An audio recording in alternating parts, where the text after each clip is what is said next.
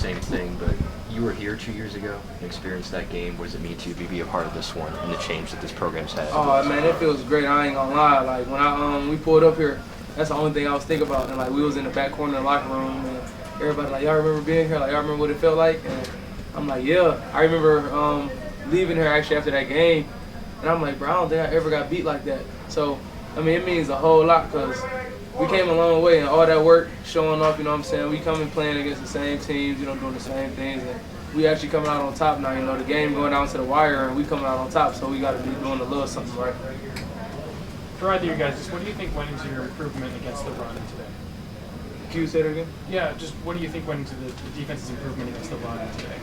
I would say just us just focusing. What was the call is that our coaches gave us? Just playing together. We knew this week was going to be a tough week for us. We knew they was going to try to run the ball on us. We showed on film that we couldn't stop the ball that well last week. So we knew that they was going to run the ball. So we all just bought in as a team and just played together. And we knew that it was going to come. So. You guys are both involved in sacks today, the first ones that Iowa State's given up at home this season.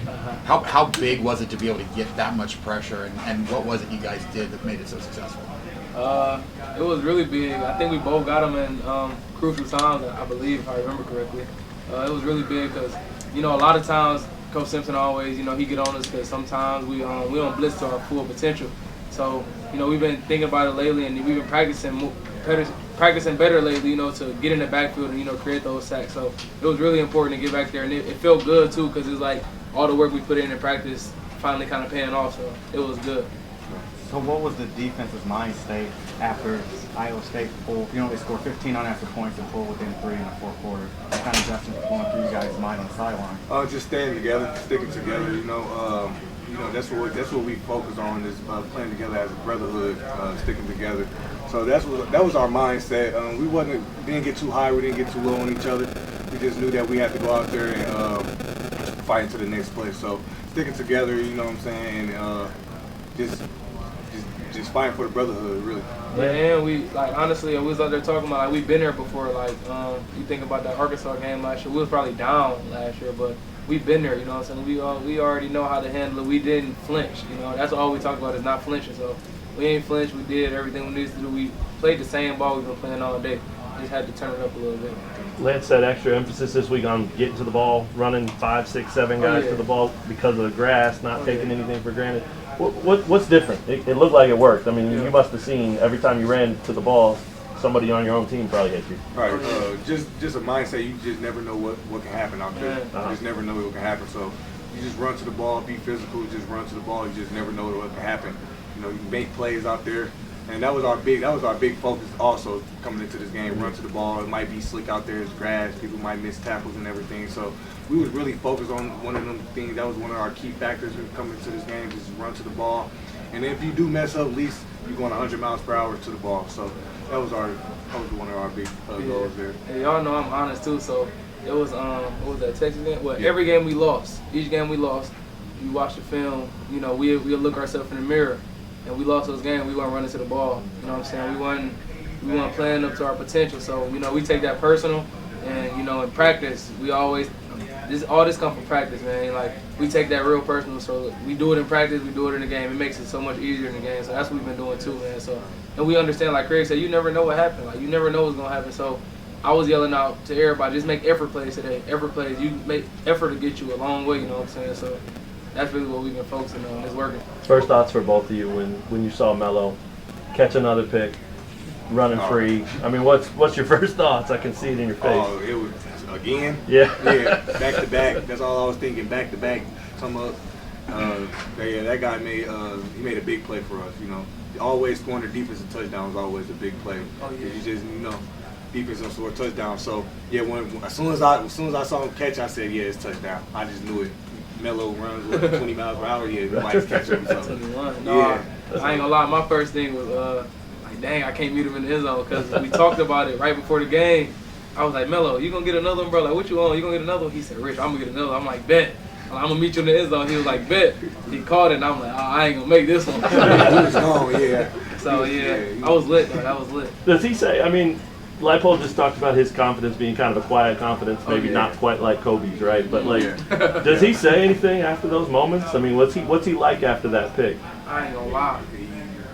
Just smiling. He smiled. He like, let's go. Like but you could see it in his face. Like his face and his body would tell more than he ever say. Sure. You know what I'm saying? So you could see it. You would see it in his face how he really was feeling there. He was lit, bro. He was lit. You know what I'm saying? What was it like for you? Oh, sorry.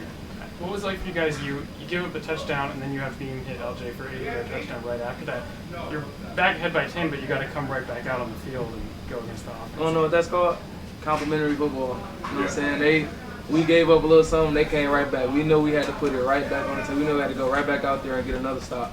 That's complimentary football. Man. That's what we talked about right before we went out. Literally, like, we brought the team up, players talking, we got to play complimentary football today, you know what I'm saying? So that's what we did. For sure. Really just holding each other accountable on both sides of the ball. You know, we got some of the offensive guys come over here to our defensive bench, tell us let's go. Our defensive guys go over there to their offensive bench, tell them let's go. So us just playing together, you know, holding each other accountable, and you know, and before we went out there, we all said like, just let's go make a play. Let's go make a play. So all of us. So what does a win does like this for you guys, considering this is the first win at Jack Trice Stadium since 2008, and everyone was talking smack through the week, talking about how you guys were going to have a hangover from that big win from Oklahoma last week, but you guys came out and won today. What does that say to all the critics? I say it's big time for us. We don't really let that sweat us. You know, we just gonna come in. After today, we let this win go. After today, we come in Monday. We get into the film. We go back to work. Really, that's what our mindset right. We just watch games away. We don't go into the critics. We don't listen to the outsiders, because all we need is all in that locker room right there with the coaches and the staff and everything. So we just let them talk. We know what they saying though, but we ain't sweating it at all, because we sticking together through all of it, no matter what. You guys have made some huge strides in terms of missed tackles, and especially the last couple of weeks, not really having nearly as many.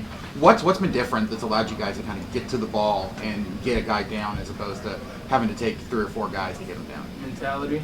You know, it's a mentality we practice on every week. You know, I've been telling y'all, we kind of embarrassed when, you know, those losses, things weren't going our way because of what we was doing, not what the other team was doing. So it's really just changing mentality. We're going to run to the ball. We're going to get him down. If we don't get him down, we're going to stop his feet.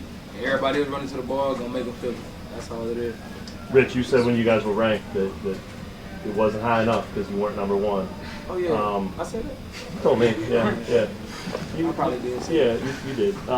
But you're a game out of first in the Big 12 now with 3 to go.